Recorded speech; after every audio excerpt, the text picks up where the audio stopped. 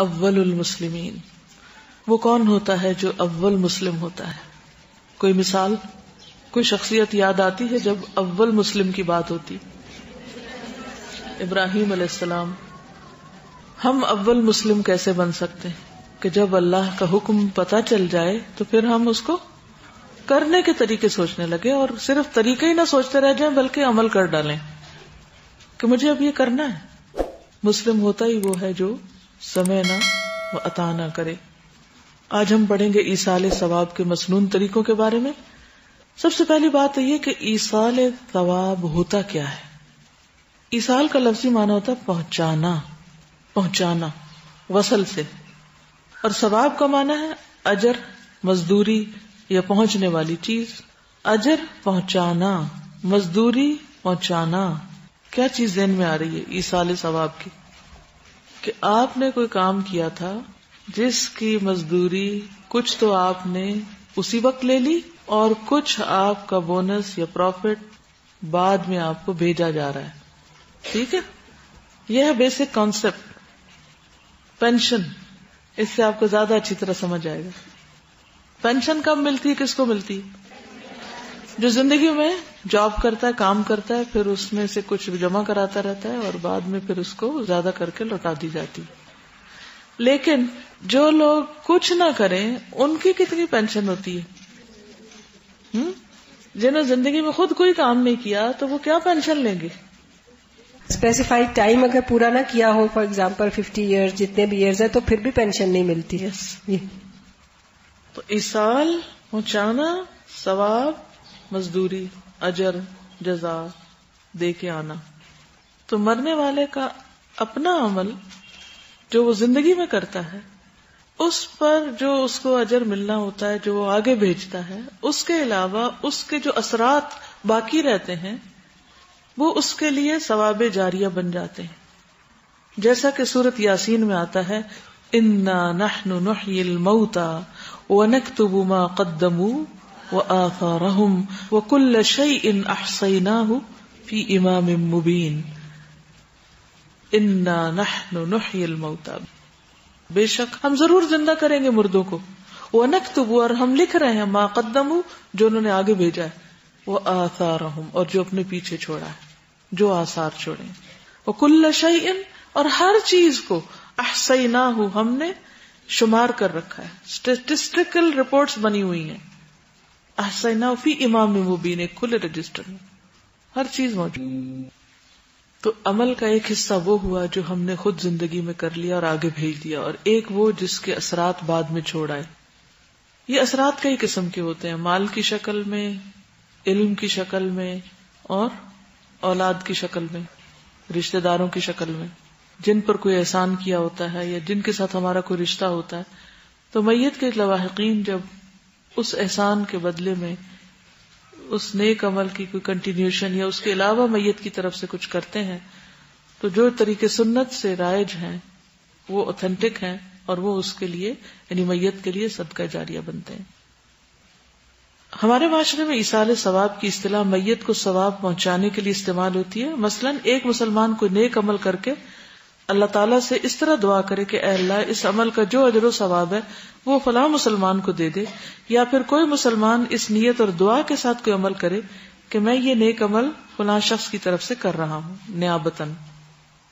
تو اس سلسلے میں یہ یاد رہے کہ دنیا سے رخصت ہونے کے بعد جب اعمال کا سلسلہ ختم ہو جاتا ہے تو کچھ عمل مرنے والے کو فائدہ دیتے ہیں. ان میں نمبر 1، زندگی میں کیے گئے ایسے اعمال صالحہ جو مرنے کے بعد بھی ثواب اور اجر کا باعث بنتے ہیں. نمبر 2، مرنے کے بعد لواحقین کی طرف سے کیے گئے اعمال صالحہ جن کا ثواب میت کو پہنچتا ہے. حضرت ابو ہریرہ سے روایت ہے، رسول اللہ صلی اللہ علیہ وسلم نے فرمایا، مرنے کے بعد انسان کے اعمال کا سلسلہ منقطع ہو جاتا ہے سوائے 3 چیزوں کے جس کا ثواب میت کو پہنچتا رہتا ہے. نمبر 1، صدقہ جاریہ، یعنی مال ایسی جگہ میں لگانا کہ جو پروجیکٹ آپ نے شروع کیا وہ بعد میں چلتا رہا اور آپ کو اس کا ثواب ملتا رہا. مثلا کوئی مثال بتائیے. مسجد بنائی، اور کنواں کھدوایا، درخت لگایا، لائبریری بنائی. اچھا انشاءاللہ. یہ صرف میں نے نہیں بنایا، اسے بہت سارے لوگوں کی جان مال وقت سب لگا ہوا ہے. ٹھیک ہے نا. شروع میں نے کیا تھا لیکن پھر کارواں بنتا گیا اور بہت سے لوگ شامل ہوتے تھے، اس لیے یہ صرف میرے لیے صدقہ جاریہ نہیں، یہ ان سب کے لیے ہے جنہوں نے اس میں مال لگایا ہوا. مثلا اس وقت آپ یہ لائٹ استعمال کر رہے ہیں نا، اگر یہ بند کر دیں تو نہ آپ میری آواز سنیں نہ آپ پڑھ سکیں. تو اب اس کا کوئی بل آتا ہوگا، کوئی پے کرتا ہوگا تبھی چل رہا ہے نا. اگر نہ پے کرے تو کیا ہو، بجلی کٹ جائے تو پھر کیا کرے. اچھا جب بجلی جاتی ہے جنریٹر چلتا ہے، جب جنریٹر چلتا ہے تو اس کے اوپر خرچہ آتا ہے، کوئی تیل ہوتا ہے اس کا، نہ ڈالیں تو پھر کیا ہوتا ہے، بجلی نہیں جلتی، پڑھ نہیں سکتے. رائٹ. تو اب جو لوگ بھی آپ کے ڈونیشن باکسز میں پیسے ڈالتے رہتے ہیں، اس نیت سے ڈالتے ہیں کہ یہاں جو کام ہو رہے ہیں ان میں ہمارا حصہ پڑ جائے، تو جتنے بھی لوگ اس روشنی میں پڑھتے ہیں وہ مال جو لگا ہوا ہے وہ ان کے لیے کیا ہے، صدقہ جاریہ. کیسے ہو گیا؟ وہ تو لائٹ جلتی جا رہی، ختم ہوتی جا رہی ہے، جاری کیسے؟ جاری تو کوئی نہیں. جی وہ جو کام ہو رہا ہے اگر وہ جاری رہتا ہے، مثلا آپ نے ایک حدیث ہی لکھی بیٹھ کے یا کچھ سنا، یہ جو سن رہے ہیں اس کے ذریعے، اور پھر اس پہ جا کے عمل کر لیا، تو اس کا ثواب صرف مجھے نہیں ملے گا جو پڑھا رہا ہے، بلکہ اس کو بھی ملے گا جس نے یہ انتظام کیا ہوا ہے. ٹھیک ہے، جس نے وہ انتظام کیا ہوا ہے وہ بھی ساتھ شریک ہے، وہ سائلنٹ پارٹنر ہے جس کا نام نہیں پتا. کتنا زبردست. میری تو نیت خراب ہو سکتی کہ سامنے بیٹھی ہوں، لیکن اس کی نیت محفوظ ہے. کیا کسی کو پتا ہے کہ اس وقت کی بجلی کس کے پیسے سے جل رہی ہے؟ پتا ہے کسی کو؟ کچھ پتا نہیں، دینے والوں کو بھی نہیں پتا. ہو سکتا آپ ہی بیٹھے ہوں، اس کے نیچے خود بھی بیٹھے ہوئے ہوں، پتہ ہی نہیں. کس کے لیے کیا تھا؟ اللہ کے لیے. اللہ کو پتا ہے نا، کافی ہے. اس کو صدقہ جاریہ کہتے ہیں. اور اس میں ایک تو ہم یہ کہتے ہیں شوہر سے لے لیا، بھائی سے لے لیا، اس سے لے لیا، وہ ڈال دیا، وہ ٹھیک ہے، وہ اگر ہمیں کوئی گفٹ منی دیتے ہیں تو فائن، لیکن مانگ مانگ کے صدقہ کرنے کا مزہ نہیں ہے. اپنے ہاتھ سے کام کریں، وہ طریقے میں نے بتائے تھے، کچھ نہ کچھ کمائی کریں. اور کس نیت سے کریں؟ بہترین بیسٹ صدقہ ہے اپنے ہاتھ سے کچھ بنا کے اس کو سیل کر کے اس پیسے کو ڈالیں. آپ دیکھیں برکت کتنی ہوتی ہے اس میں. اس حلال پیسے سے جو لوگ پڑھیں گے نا وہ پھر آگے بہترین کام بھی کریں گے. یہ صدقہ جاریہ ہوتا ہے. اسی طرح کوئی بھی جگہ جہاں آپ مال لگا دیں، مثلا پنکھا لگ گیا، جب تک لگا ہوا ہے نا، وہ جب تک گھوم رہا ہے تو ثواب بھی ساتھ پٹی گھوم رہی ہے اس کی بھی. ٹھیک ہے. تو یہ سب چیزیں جو ہے نا انسان کے لیے صدقہ جاریہ ہوتی ہیں. اچھے کاموں میں، اچھے پروجیکٹس میں پیسہ لگانا. مثال کے طور پر جیسے میں ٹریول کرتی ہوں نا تو کبھی کہیں وہ بچے کھڑے ہوتے ہیں کہ مسجد کا چندہ دے دیں، تو میں تھوڑا سا ضرور دے دیتی اگر میرے پاس چینج ہو. کیوں؟ پہلی بات ہے کہ مجھے کس نے حق دیا کہ میں شک کروں کہ یہ ضرور فراڈی ہی کھڑے ہیں. دوسری بات یہ ہے کہ اگر مسجدوں کے ساتھ ڈبہ پڑا ہوتا ہے اس کے اندر ڈالنا ہوتا ہے، نماز پڑھی تھوڑا سا ڈال دیا، کیوں؟ کہ اس سے مسجد بن جائے تو میرا بھی حصہ پڑ جائے. جتنے لوگ رستے سے گزریں گے سب نماز پڑھیں گے تو تھوڑا تھوڑا حصہ مجھے بھی مل جائے گا. ٹھیک. تو کہیں بھی موقع ہو، شک بھی شیطان ڈالے نا. شیطان کا سب سے برا طریقہ ہے جو انسان کو نیک کام سے روکنے کا کہ وہ یقین سے شک میں لے آتا ہے بندے کو، بندہ رک جاتا ہے کام سے. لوگوں کے بارے میں شک ڈال دیتا ہے، کام کے بارے میں، اپنے عمل کے بارے میں. تمہاری تو نیت ہی خراب ہے، تمہیں کیا ملے گا؟ وہ چھوڑو، پر کیا کرنا، چھوڑو. تو اس شک سے نکلنے کی ضرورت ہے. انہیں کہو کہ اچھا مجھے اجازت ہی نہیں ہے کہ میں کسی کے اوپر بدگمانی کروں. وہ جو کرتا اس کا اللہ کے ساتھ معاملہ ہے. اللہ میری نیت دیکھے گا میں کس جذبے سے دے رہی ہوں، اللہ مجھے اس کا اجر دے گا. میں اجر کے لیے کر رہی ہوں. تو جب کوئی عمل اجر کے لیے کیا جاتا ہے تو اللہ سبحانہ وتعالی آپ کا اجر لکھ لیتا ہے. اگلا کیا کرتا ہے کیا نہیں ہے اس کا ہیڈک ہے، وہ جانے، اس کا کام جانے. دوسری چیز، لوگوں کو فائدہ دینے والا علم جس سے لوگوں کی دنیا آخرت سنورے. دنیا کا علم بھی فائدہ مند ہو تو کوئی حرج نہیں، اسے بھی آپ سکھا سکتے ہیں، لیکن اس کا اجر اس وقت تک ہے جب تک دنیا قائم ہے. اور اگر آپ دین کا علم کسی کو دیتے ہیں تو اس کا اجر کب تک ہے؟ جب تک آخرت قائم ہوگی اور وہ بندہ وہاں فائدہ اٹھائے گا تو اس کا اجر آپ کو زیادہ ملے گا. تو اس لیے آپ کچھ بھی ہو، آپ کو دین کے کام سے کوئی چیز نہیں روکتی. آپ میڈیکل ڈاکٹر بنے، آپ سائنٹسٹ بنے، آپ کچھ بھی بنے. اسکیجول اس طرح رکھیں اپنا. آپ نے اسلاف کے اس میں بھی پڑھا، جیسے عبداللہ بن مبارک تھے، ان کی ٹائم مینجمنٹ کیا تھی؟ سال کے 3 حصے، ایک حصہ بزنس میں، ایک حصہ علم حاصل کرنے میں یا سکھانے میں، اور ایک حصہ حج یا جہاد میں. 4 مہینے کا ٹرپ لگاتے تھے اور 4 مہینے پیسے کما لیے. پھر کیا کیا؟ 4 مہینے حج پہ اور عمرے پہ اور جہاد اور ان چیزوں پر جو 7 لوگ گئے ان پہ بھی خرچ کیا، خود بھی استعمال کیا، وہ ہو گیا. اور 4 مہینے جو ہیں وہ علم کی مجلسیں سجائیں. Best time management. آپ ہفتے کے دن کے ٹائم مینج کر سکتے ہیں، آپ مہینے کو کر سکتے ہیں، آپ سال کو کر سکتے ہیں. آپ جاب اس طرح کی لیں کہ جس میں آپ پارٹ ٹائم کام کریں مثلا، یا اپنا بزنس کو ایسا رکھیں، یا کچھ عرصہ کام کر کے 2 سال کام کر کے کچھ پیسہ کما لیں، اس سے آپ کہیں انویسٹ کر دیں، کوئی گھر خرید لیں، اسے کرائے پر دے دیں، کوئی دکان خرید لیں، کوئی اور کچھ بھی چیز، کچھ عرصہ جاب کر لیں اور اس جاب سے جو پیسے بچیں اس سے کچھ بنا لیں اور پھر اس کے بعد اس سے اپنی دنیا کے کام چلاتے رہیں اور ساتھ دین کا کام کریں. آپ کچھ کہہ رہے تھے؟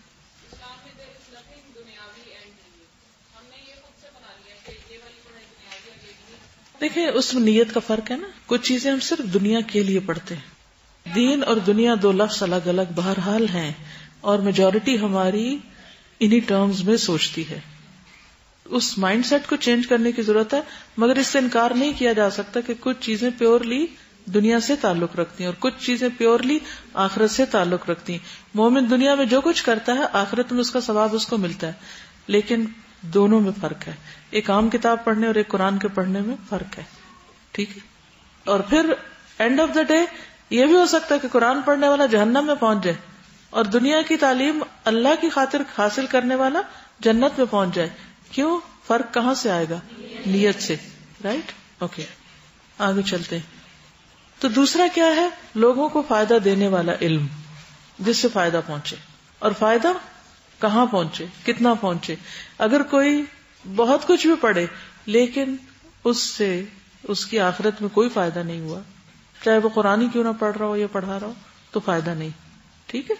تیسری چیز، نیک اولاد جو میت کے لیے دعا کرتی رہے. ٹھیک. اولاد پھر 2 قسم کی ہے، ایک جسمانی یعنی خون کا رشتہ جو ہے، اور دوسری روحانی. ٹھیک ہے نا. تو حضرت عائشہ کی اپنی اولاد کوئی نہیں تھی، تو انہوں نے کیا کیا تھا؟ جی کیا کیا تھا؟ بے شمار یتیم بچوں کی پرورش کی تھی. ٹھیک.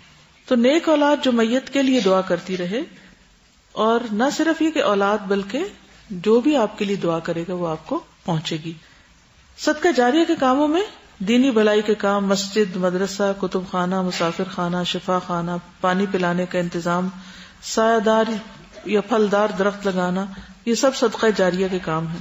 انسان جو اپنی زندگی میں خود کر جائے یا اس کے وفات کے بعد اس کے لواحقین کریں، ان کا اجر و ثواب انسان کو مرنے کے بعد ملتا ہے. اب یہاں ایک بات تو بہت کلیئر ہے کہ انسان خود کر گیا اور اس کا اجر ثواب جاری ہو گیا جب تک وہ چیز باقی ہے. لیکن اس بات کو آپ کیسے سمجھیں گے کہ لواحقین کچھ کر رہے ہیں اپنے پیسے سے اور ثواب جا رہا ہے پیرنٹس کو؟ وہ کیوں؟ یعنی کہ ایصال ثواب یہاں کیسے ممکن ہے؟ نہیں، ضروری تو نہیں کہ لواحقین ہماری اولاد ہی ہو، وہ تو الگ حدیث میں آ ہی گیا ہے. لواحقین میں تو کوئی بھی ہو سکتا ہے. دیکھیں یہ تو حدیث سے پتہ چل گیا کہ مال، علم اور اولاد 3 چیزیں صدقہ جاریہ بنتی ہیں. تو یہ لواحقین کہاں سے آگے؟ یہ تو نہ اولاد میں آتے ہیں، نہ مال میں آتے ہیں، اور نہ علم میں آتے ہیں.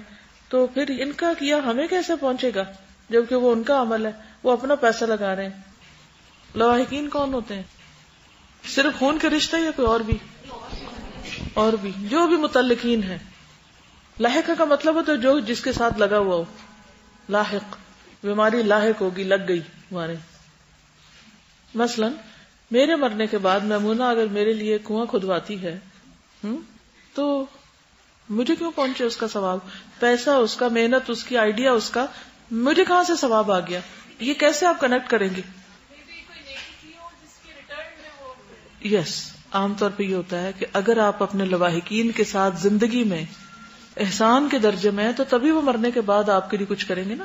تو وہ بھی ایک طرح سے کنیکشن ہے آپ کا ان کے ساتھ. جی میرے تایا تھے، وہ بہت زیادہ صلہ رحمی کرتے تھے سب کے ساتھ. تو میں نے ان کی زندگی میں آخری چند مہینوں میں ان سے ایسی اچانک بیٹھے بیٹھے، مجھے نہیں پتا تھا، نہ ہی وہ بیمار تھے، میں نے کہا میں آپ کا حج کروں گی، میرے منہ سے نکل گیا. اس کے بعد میں نے جب ان کا حج کیا تو ان کے بچوں نے دیکھا کہ وہ مسجد نبوی میں احرام پہن کر کھڑے مسکرا رہے ہیں، خواب میں دیکھا. تو مطلب جو دنیا میں صلہ رحمی انہوں نے کی، اس کے نتیجے میں آپ کے دل میں اللہ نے ڈالا کہ آپ ان کے لیے بھی کچھ کریں. جی بالکل صحیح ہے. یہ کانسیپٹ بہت اس میں فائن لائن ہے یہاں سے بھٹکنے والے راستے بھی نکلتے ہیں اور صحیح طریقے بھی نکلتے ہیں. مجھے استاذہ یہ لگ رہا ہے کہ ہم عموماً علم دینے کی بات کرتے ہیں، پیسہ بھی خرچ کرنے کی بات کرتے ہیں کہ یہ پھر ہمارے لیے صدقہ جاریہ ہوگا، لیکن ہم لوگوں کے ساتھ احسان کرنے کو کبھی بھی پہلے مطلب اس میں نہیں لیا کہ یہ بھی تو ایک صدقہ جاریہ اپنے ذات کے لیے ہی ہے کہ اگر آپ لوگوں پہ احسان کریں تو وہ بعد میں آپ کے لیے یعنی ظاہر ہے تبھی ان کے دل میں آئے گا نا کہ وہ آپ کی طرف سے صدقہ. هل جزاء الاحسان الا الاحسان، یہ پروویژن رکھی کیوں گئی؟ اس لیے تاکہ لوگ جب زندہ ہوں تو لوگوں کے ساتھ اچھا سلوک کریں تاکہ پھر وہ ان کے لیے بعد میں فائدے کی چیز بنے. آپ کیا کہتے ہیں؟ ایک میری رشتے دار ہیں تو انہوں نے بتایا کہ انہوں نے صلاح الدین ایوبی کے بارے میں پڑھا کہ انہوں نے بہت بار حج کرنے کے لیے پیسے جمع کیے لیکن پھر وہ کسی کی مدد کر دیتے تھے. تو انہوں نے اپنے بھائی ان کے جو ہر سال حج کے لیے جاتے تھے انہیں کہا کہ آپ اس سال ان کی طرف سے حج بدل کریں گے. تو میں سوچ رہی تھی کہ یعنی ان کی وہ نیک ہے اور ان کی وہ خواہش حج کرنے کی تو اتنے 100 سال بعد کسی نے کیا ان کی طرف سے. میں کہنا چاہ رہی تھی کہ بعض اوقات یہ ہوتا ہے کہ ضروری نہیں آپ کا کسی کے ساتھ کوئی ڈائریکٹ ریلیشن ہو، لیکن اس کی نیکی اس کا تقویٰ کے بارے میں جب آپ سنتے ہیں ایون پڑھتے ہیں بعض اوقات تو آپ کا دل چاہتا ہے آپ ان کے لیے کوئی کام کر دیں. انہوں نے اتنا کیا تو ہم بھی ان کے لیے ایک خیر خواہی دل کے. لیکن یہ ضروری ہوتا ہے کہ اس شخص نے اپنی زندگی میں اس طرح کے کچھ خیر خواہیاں پہلے خود بھی کی ہوتی ہیں تبھی اللہ تعالیٰ. تو یہ چیز ایک طرح سے ہمیں اس چیز پر ابھارتی ہے کہ ہم ہر لمحہ دوسروں کی خیر خواہی جس بھی شکل میں ہو کرتے رہیں. مجھے ایک بات شیئر کرنی تھی کہ میں ایک صاحب کو جانتی تھی جو بہت نیک تھے اور انہوں نے حج بھی کیا ہوا تھا. ان کی ڈیتھ ہو گئی تو ان کی جو وائف تھی انہوں نے سارے پیسے اپنے بچوں میں اسی وقت تقسیم کر دیے. تو ماشاءاللہ اتنی نیک اولاد تھی، سب نے جا کے ان پیسوں سے حج کیا. استاذہ میرا ایک کوشچن ہے کہ لوگ جاتے ہیں نا عمرے کے لیے تو وہ اپنے والدین کے لیے عموماً عمرہ کرتے ہیں تو کیا بدل کہتے ہیں؟ جی عمرہ بدل. تو نبی اکرم صلی اللہ علیہ وسلم کے لیے بھی کیا جا سکتا ہے؟ کسی کے لیے پر کیا جائے. بدل کا مطلب یہ ہے کہ آپ کسی کو ثواب پہنچانے کے لیے کر رہے ہیں. لیکن یہ یاد رکھیے کہ اپنی زندگی میں خود صدقہ کر دینا زیادہ افضل ہے بجائے اس کے کہ ہم انتظار کریں کہ ہمارے بچے ہمارے لیے کچھ کریں یا فلاں کرے. خود ہی کر لیں. رسول اللہ صلی اللہ علیہ وسلم نے فرمایا مومن کو وفات کے بعد جو نیک عمل پہنچتے ہیں ان میں یہ بھی ہے. نمبر 1 وہ علم جس کی اس نے تعلیم دی اور اسے پھیلایا. نمبر 2 نیک اولاد جو پیچھے چھوڑی. نمبر 3 کسی کو قرآن مجید کے نسخے کا مالک بنا دیا، یعنی قرآن مجید تقسیم کیا اور کہا کہ یہ تم رکھ لو، مالک بنا دیا اور جب وہ پڑھے گا اس میں سے ثواب ہوگا.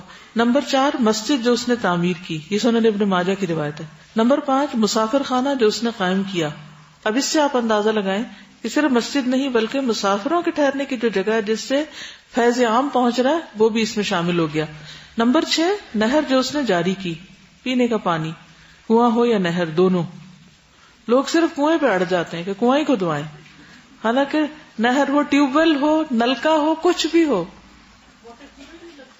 بالکل واٹر کولر الیکٹرک کے. اب مثال کے طور پہ آپ نے دیکھو گے اس دیوار کے ساتھ باہر پانی کا انتظام ہے، اس میں علیحدہ کی بجلی بھی جاتی، پانی بھی جاتے. ہمیں جو لوگ بھی دیتے ہیں پانی کی سپلائی کے، ہم نے اس کا نام اب کنواں کھودنے کے بجائے واٹر سپلائی رکھ دیا کہ واٹر کسی بھی شکل میں دیا جائے گا تاکہ لوگ اس کو پی لیں اور ثواب شروع ہو جائے. تو یہ سب صدقہ جاریہ کا کام ہے. یہ آئیڈیا مجھے کراچی سے دبئی سے آیا، انہیں یہ جو دیوار کے باہر لگانے کا. ایک دو کراچی میں کہیں جا رہی تھی تو بڑی ہیوج وال تھی لیکن اس میں سے اتنی سی سوراخ کے اندر سے ایک ٹیپ نکلی ہوئی اور اس میں سے لوگ پانی لے رہے. اتنا میرے دل کو کچھ ہوا کہ ہم بھی ایسا کر سکیں. پھر اسی طرح دبئی میں بھی میں نے دیکھا کہ مختلف جگہوں پر چونکہ گرمی ہوتی ہے، لوگ راہ گیر گزر رہے ہوتے ہیں تو لوگوں نے پانی کا اس طرح راہ چلتوں کے لیے، مسافر بھی اس میں آگے اور راہ گیر بھی، اور ان کے لیے انتظام. تو اب یہ ہے کہ الحمدللہ مختلف لوگ پانی کی مد میں خیرات کرتے رہتے ہیں تو وہ ہم اسی طرح کے اس میں ڈالتے ہیں. تو چاہے نہر ہو، چاہے کنواں ہو، چاہے ٹیپ ہو، چاہے ٹھنڈا ہو، چاہے جیسا بھی ہو، لیکن پانی کا انتظام ہو. نمبر 7 یا صدقہ جو اس نے اپنی زندگی میں صحت کی حالت میں اپنے مال سے نکالا، ان سب کا ثواب اس کی موت کے بعد اسے ملتا رہتا ہے. یعنی وہ صدقہ جو صحت کی حالت میں، یاد رکھیے یہ نہیں کہ اب بیماری ہو گئی تو اس وقت کہیں کہ اچھا اب یہ کر لیں، کہ صحت کی حالت میں اپنی زندگی میں اس نے اپنے ہاتھ سے کسی کو دیا. مثلاً آپ نے کسی کو ایک پین دیا، وہ پین دوسرا جب تک اسے استعمال کر رہا ہے اس کی سیاہی لگ رہی ہے، وہ صدقہ جاریہ. ایک اور حدیث ہے صحیح الترغیب و ترہیب کی، رسول اللہ صلی اللہ علیہ وسلم نے فرمایا 7 باتیں ہیں جن کا ثواب بندے کی موت کے بعد بھی جاری رہتا ہے جب وہ قبر میں ہوتا ہے، وہاں بھی اس کو پہنچتی رہتی ہے ٹھنڈک۔ نمبر 1، جس نے علم سکھایا۔ اب اس میں آپ دیکھ رہے ہیں دونوں حدیثوں میں، جو ابن ماجہ کی حدیث ہے اور یہ صحیح ترغیب و ترہیب کی حدیث ہے، دونوں میں سب سے پہلے علم کی بات آ رہی ہے۔ نمبر 2، نہر بنوائی۔ نمبر 3، کنواں کھدوایا۔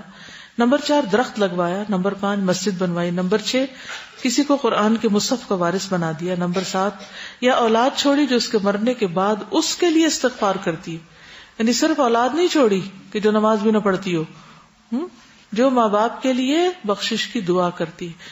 مجھے یاد ہے کہ جب میرے والد کی ڈیتھ ہوئی تھی تو میں نے یہ جو بخشش کی دعا اس وقت زبانی یاد کی تھی کہ مجھے پھر کاغذ کا سہارا نہ لینا پڑے، محتاجی نہ ہو کہ اسے دیکھ کے پڑھوں۔ اس کا طریقہ میں نے کیا کیا، میں نے اپنی کبڈ کے اوپر لگا دیا سامنے، وہ جگہ جہاں میں سب سے زیادہ دن میں اس کے پاس سے گزرتی، جب میں وہاں سے گزرتی تو میں اس کو رک کے پڑھتی، پڑھتے پڑھتے وہ مجھے یاد ہو گئی۔ تو اسی طرح آپ لوگ بھی اپنے والدین کے لیے، اپنے دادا دادی کے لیے، اپنے جو بھی مسلمین مسلمات ہیں سب کے لیے بخشش کی دعا کریں۔ تو انشاءاللہ جب آپ دوسروں کے لیے کریں گے تو فرشتے آپ کے لیے بھی آمین کہیں گے۔ تو ان احادیث میں صدقہ جاریہ کی مدرجہ ذیل صورتیں ذکر کی گئی ہیں۔ نمبر 1، قرآن کا نسخہ جو کسی کی ملکیت میں دے دیا گیا، کیونکہ آپ صلی اللہ علیہ وسلم نے فرمایا جس نے قرآن مجید میں سے ایک حرف پڑھا اس کے بدلے اس کی ایک نیکی، اور ایک نیکی کا ثواب 10 گنا ہے۔ یہ ہے حدیث۔ اور الف لام میم 3 حروف ہیں اور اس سے 30 نیکیاں بن گئی۔ مسجد تعمیر کرنا، نبی صلی اللہ علیہ وسلم نے فرمایا جو مسجد بنائے جس میں اللہ کا ذکر ہو، اللہ تعالیٰ جنت میں اس کے لیے گھر تیار فرمائیں گے۔ رسول اللہ صلی اللہ علیہ وسلم نے فرمایا کہ حضرت عثمان بن عفان نے جب رسول اللہ صلی اللہ علیہ وسلم کی مسجد کو دوبارہ بنایا تو لوگ باتیں بنانے لگے کہ اس کی کیا ضرورت تھی۔ تو حضرت عثمان اپنا کام کرتے رہے۔ فرمایا تم نے بڑی کثرت سے باتیں کی، حالانکہ میں نے خود رسول اللہ صلی اللہ علیہ وسلم سے سنا ہے جس آدمی نے اللہ کی رضا حاصل کرنے کے لیے مسجد بنائی تو اللہ تعالیٰ اس کے لیے جنت میں گھر بنائے گا۔ رسول اللہ صلی اللہ علیہ وسلم نے فرمایا جس نے اللہ کے لیے تیتر کے گھونسلے جتنی ہے اس سے بھی چھوٹی مسجد بنائی، اللہ تعالیٰ اس کے لیے جنت میں گھر تیار کرے گا۔ اس کا کیا مطلب ہے؟ تیتر کے گھونسلے جتنی، اس میں کون بیٹھے گا؟ یس، مسجد کا کچھ حصہ، یعنی کہیں بھی مسجد بن رہی ہے اس میں سے بس ایک اینٹ لگا دیں آپ۔ نبی صلی اللہ علیہ وسلم نے فرمایا جو شخص کوئی مسجد تعمیر کرے جس میں ریا اور دکھلاوا مقصود نہ ہو، اللہ تعالیٰ جنت میں اس کا گھر بنائیں گے۔ پھر مسافر خانہ، عمر بن حارث کہتے ہیں کہ رسول اللہ صلی اللہ علیہ وسلم نے نہ درہم چھوڑے نہ دینار، نہ کوئی غلام نہ باندھی، سوائے اپنے سفید خچر کے جس پر آپ سوار ہوتے تھے، اور آپ کا ہتھیار، اور کچھ وہ زمین جو آپ نے اپنی زندگی میں مجاہدوں اور مسافروں کے لیے وقف کر رکھی تھی۔ نبی صلی اللہ علیہ وسلم نے اپنی زمین کس کے لیے وقف کر رکھی تھی؟ مجاہدوں مسافروں کے لیے۔ تو اسے مسافر کا لفظ بھی آتا ہے۔ اب کہ ہم کو پتا ہوتا ہے کہ کون مسافر کہاں سے آیا، کدھر گیا، آئے اور گئے، بس ختم، ہمیں کیا مل گیا۔ دیکھیے اگر ہمارے پاس چوائس ہو، اللہ نے ہمیں سب کچھ دیا، گھر چل رہا ہے، کھانا پینا سب ضروریات پوری ہو رہی ہیں، پھر پیسے ہیں تو ہم سوچتے چلے گھر اور خرید لیں اور ایک گیسٹ ہاؤس بنوا لیں، کیونکہ گیسٹ ہاؤس آمدنی کا بہت بڑا ذریعہ ہے۔ اور دوسری طرف آپ کسی ایسی جگہ پر وہی مال لگا دیتے ہیں جہاں عوام فائدہ اٹھا رہی، مثلا کسی بس سٹاپ کا وہ پورا سٹینڈ بنوا دیتے ہیں کہ لوگ وہاں پر دھوپ کے وقت میں انتظار کریں۔ تو دونوں میں سے کون سی چوائس پہ جائیں گے آپ؟ گیسٹ ہاؤس بنوائیں گے کیا سوچ کے؟ اس کی آمدنی خرچ کریں گے نا، پھر جب وہ آمدنی آ جائے گی پھر کیا سوچیں گے؟ ایک اور بزنس کر لیں، اس کی آمدنی اللہ کے راستے میں دیں گے۔ کرتے کرتے کرتے موت وہ سامنے آ کھڑی ہوتی ہے اور پیٹ نہیں بھرتا، تو کیا کرنا چاہیے؟ اگر گزارا ہو رہا ہے نا اور کل کی فکر نہیں ہے تو اپنی زندگی میں اپنے ہاتھ سے کچھ ایسی جگہوں پہ لگا دیں۔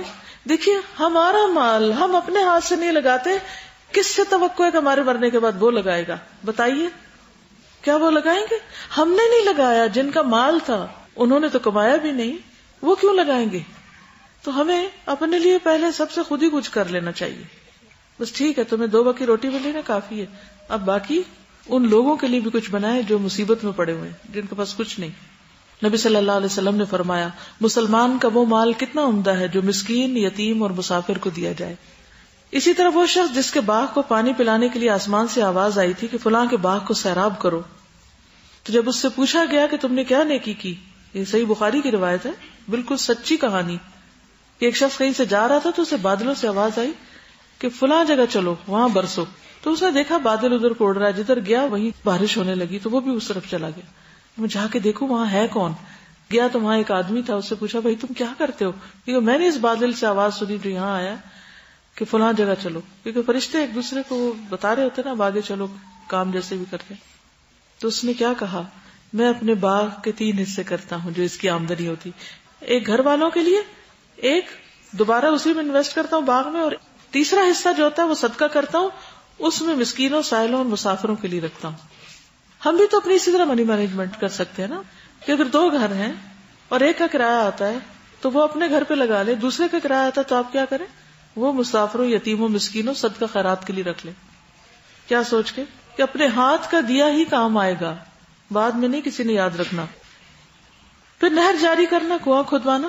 حضرت سعد نے کہا اے اللہ کے رسول صلی اللہ علیہ وسلم میری ماں فوت ہو گئی، کون سا صدقہ سب سے بہتر ہے؟ آپ نے فرمایا پانی پلانا.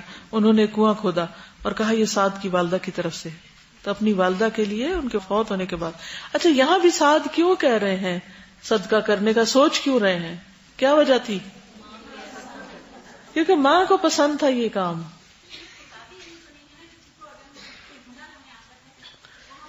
بالکل صحیح کہا آپ نے. علم صرف کتابی علم نہیں ہے.